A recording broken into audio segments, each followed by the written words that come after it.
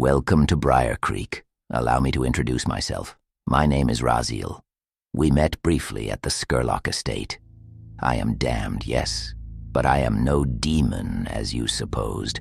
I am one of the fallen. A seraphim, to be precise.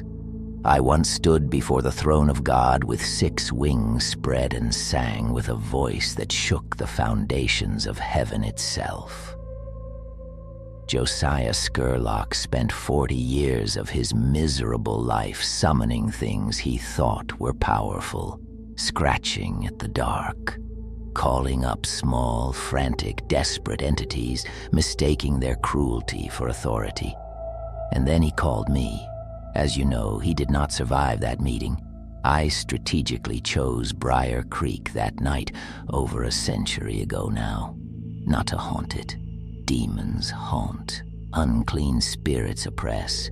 These are small, frantic beings clawing for relevance in a war they barely understand. They slam doors. They scratch walls. They feed on terror like starving things because terror is all they can take. I am not that. I do not haunt this town. I reign here. Every road into this valley, every family in these hills, every church with its steeple still standing for a God who has long since gone quiet. All mine. I possess the very soil you are standing on. I am in the timber of these forests, and the water in these streams, and the silence in the night when something pulls you out of sleep, and you lie there in the dark, absolutely certain that you are not alone. You are not alone.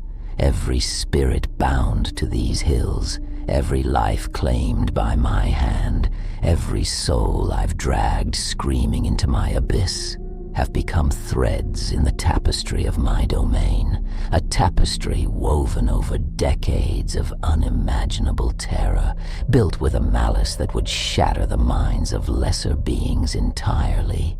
The ones who came here before you, the brave ones, the stubborn ones, the ones who came carrying their faith like a weapon. I want you to think about where they are now. Think carefully. You came here thinking you would find a story.